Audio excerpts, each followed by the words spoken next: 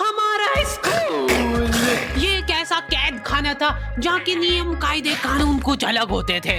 इस जेल के कैदी डेली अपने घर से बस्ता टांग के यहाँ पे आते हैं दिहाड़ी करने। कई माँ बाप उनके बच्चों को खुद इस जेल में फेंक के जाते हैं ताकि उनका बच्चा जिंदगी में एक सक्सेसफुल दिहाड़ बन सके।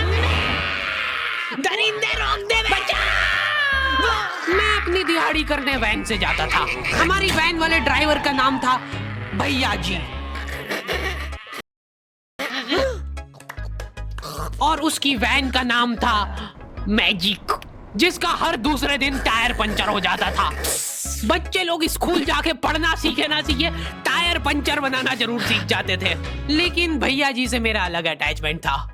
उनसे मेरे को दिल से नफरत थी। ये आदमी सुबह 5 बजे आके मेरे घर के सामने हॉर्न बजाता था। अरे भैयू, ओए भैयू, जल्दी से तैयार हो जा बेटा, 5 मिनट में निकलना है फटाफट। 9 बजे का स्कूल है यार हमारा।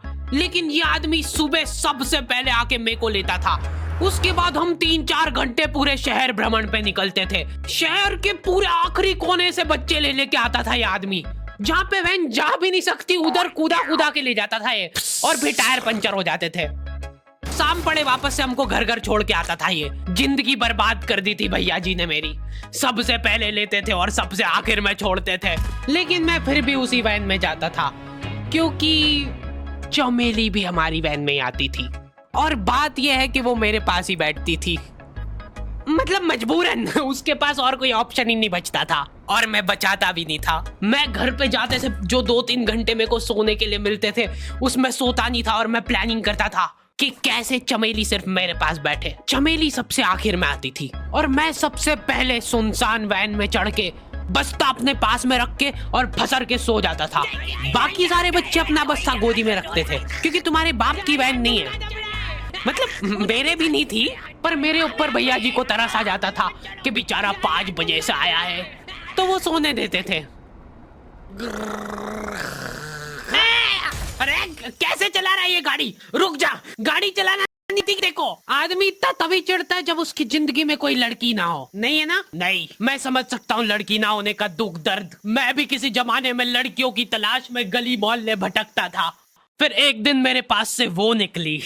जैसे ही मैंने हैपन खोल के देखा उसकी आईडी मेरे फोन पे चमक रही थी। हैपन ये एक रियल लाइफ डेटिंग ऐप है। यहाँ पे तुमको वो लोग मिलेंगे जो तुम्हारे आस पड़ोस से निकले हो कभी ना कभी। 100 किलोमीटर दूर रहने वाले लोगों से बात करके फायदा ही क्या जब तुम मिल ही ना पाओ। और अगर तुम्हारी घिनौनी शक्ल देख के यहाँ पे तुमसे कोई प्यार मोहब्बत नहीं भी करता है तो तुम फ्रेंडशिप तो कर ही सकते हो फिर भी। So go and check it out happen. Link is in the description. लेकिन मैं सोता नहीं था। मैं आंख बंद करके चमेली के घर का इंतजार करता था। तो क्योंकि चमेली आखिरी में आती थी तो वैन पूरी पैक पुक हो रखी होती थी, बच्चे बाहर उबल रहे होते थे और मैं अपना बस्ता पास में रख के एक्टिंग देखो एक्टिंग।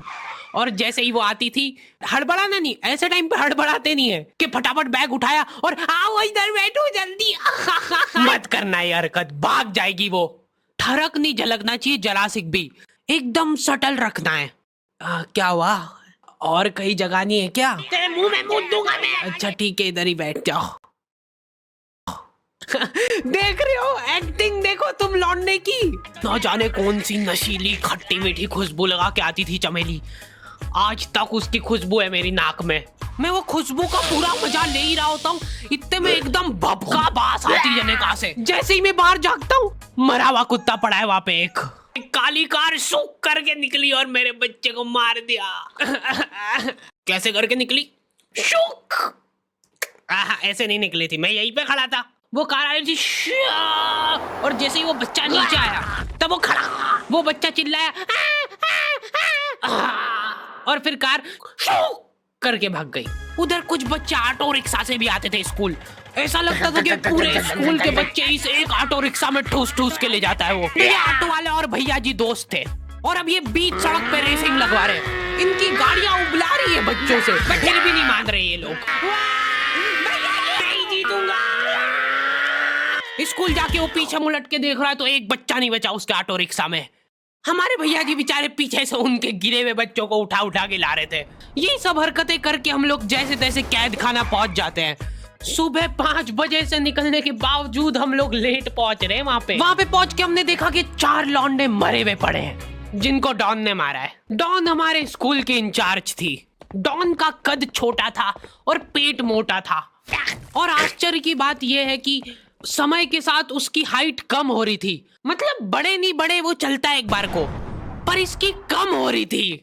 डॉन बहुत स्ट्रगल करके स्कूल आती थी खड़े होके, क्योंकि बैठ जाए तो उसको सामने की सड़क नहीं दिखती थी। वो अलग बात है, खड़े होके भी पूरा नहीं दिखता था। हर रोज 2-4 कुत्ते कुचलते हुए आती थी वो। फिर मेरे को समझ आया कि रास्ते में जो कुत्ते दिखे थे वो डॉन इस कैद खाने में छत पे बैठी रहती थी स्नाइपर लेके।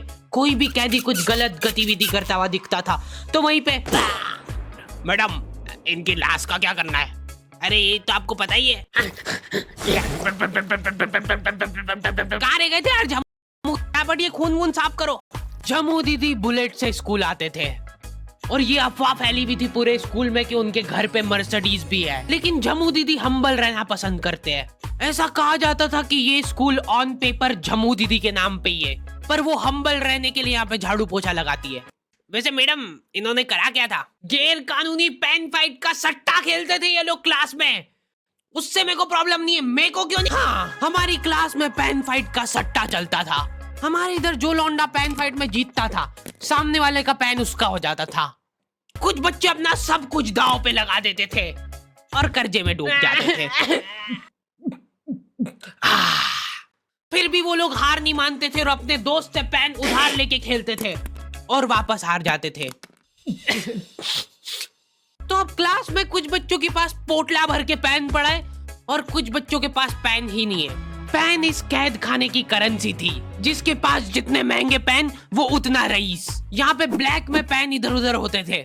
नॉर्मल लोगों के पास होते थे 5 रुपए वाले जीफी जेल, जो कि तुम एक पन्ने पे लिखोगे तो पीछे 10 पन्ने तक छप जाएगा। और उनसे भी गए बीते लोग होते थे जो 3 रुपए वाला यूज एंड थ्रो लेके आते थे और उससे भी उनकी अच्छी राइटिंग आ जाती थी। बहुत चिढ़ मचती थी यार मेरे को उनसे। और कुछ चुनिंदा रईस लोग होते थे जिनके पास होता था ट्राईमैक्स।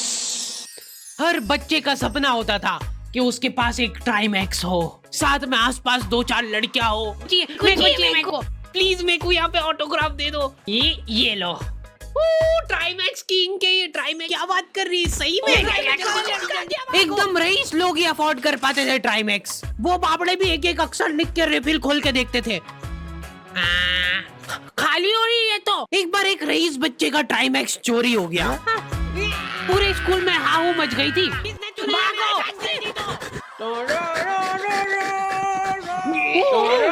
देखो, उस दिन हमको पता चला कि वो आदमी दौड़ भी सकता है। हमारे स्कूल में कुछ भी कांड हो रहा है ये आदमी सबसे पहले दौड़ के आएगा। पूरा बैग खोल चोर, और बच्चों के बैग चेक करेगा। इस को भी इसकी सैलरी देते वक्त सबसे ज्यादा आखरती है। सैलरी किस चीज की? इस आदमी की शक्ल देख के ऐसा लगता था कि ये स्पोर्ट्स की आड़ में वैन वालों के साथ मिलके बच्चों की स्मगलिंग करता है। इस महान आदमी का नाम था भूषण। इसने अपनी जांग पे टैटू करा रखा था, भू अलग जांग पे, सड़ अलग जांग पे। सर कल से खो खो खेलने के लिए कितनी बजे आना है? वो तो बैग चेक करा पहले तू। इन्होंने पूरे कैद खाने के कैदियों को लाइन से खड़ा कर दिया है। पेन हमारी क्लास के बच्चे का गुमा है और पूरे स्कूल में ढूंढ रहे हैं लोग। आखिरी में पता चलता है कि वो बच्चा घर पे भूल के आ गया था उसका पेन। सॉरी बेटा, एक फेट में मुंह देगा।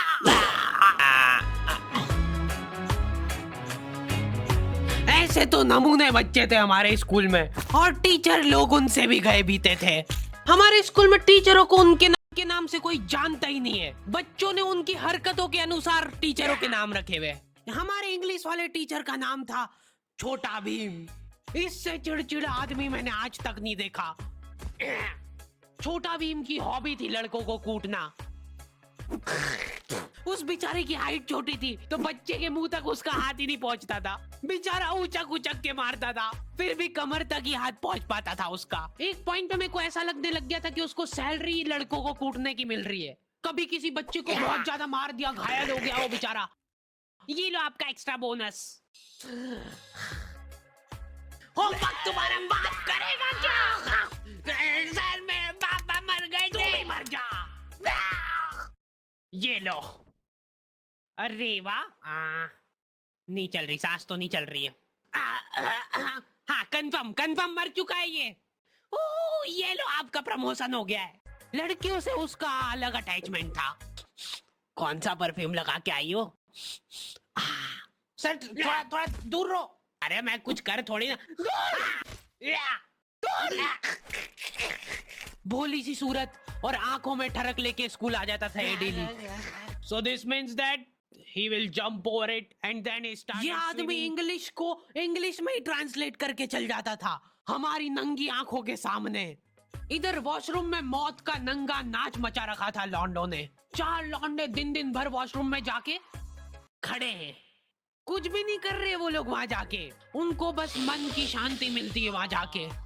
अगले दिन उन चारों ने प्लानिंग करी, कुछ तो प्रोडक्टिव करते यार वहां जाके। अगले दिन वो सब पानी की बोतल लेके गए। अब वो पानी पी पी के हाथों हाथ मूत रहे हैं। और ये टीचर लोगों को प्रॉब्लम क्या है, बच्चे अगर वॉशरूम जा रहे हैं तो एक गया है तो अभी दूसरा नहीं जा सकता है। क्यों? तुम्हारे घर की लेटरिन थोड़ी ना है वो कि एक टाइम पे एक जना यूज कर सकता है। मान लो वो 2 जने अगर वॉशरूम में मिल गए तो वो क्या कर लेंगे ज्यादा से ज्यादा? भाई यहाँ का बल्ब निकाल लेते हैं ना। हाँ निकाल लो, फीस भरी अपन ने। लॉन्डो को ऐसा लग रहा है कि इन्होंने फीस भर के पूरा स्कूल खरीद लिया है। 10 लॉन्डे कॉरिडोर में छाती चौड़ी करके चल रहे हैं प्रिंसिपल के सामने। प्रिंसिपल को इग्नोर कर रहे हैं ये लोग। इनको ऐसा लग रहा है कि इन्होंने फीस भर दी है तो प्रिंसिपल इनके पैर पड़ेगी। उनमें से आधों ने फीस भरी भी नहीं है। हमारा स्कूल बिल्कुल सेफ नहीं था। हमारे वॉशरूम में चोरियां हो जाती थी यार। बल्ब चोरी करने के बाद सब लोग अंधेरे में मूत रहे एक दूसरे के जूते पे। उधर उधर कर। उसके बाद पूरे वॉशरूम में कुछ दिख नहीं रहा है चोरी करने का। तो ये लोग हाँ नल उखाड़ के ले गए। नल कौन ले जाता है? कभी वो मछली वाले साबुन चोरी हो जाते थे, कभी ये फिनाइल की सफेद गोली को माउथ फ्रेशनर समझ के खा जाते थे। भाई भाई इसको चबा मत, इसको चूस, ज्यादा देर तक चलेगी ऐसे। ठंडक हो रही भाई, ठंडक।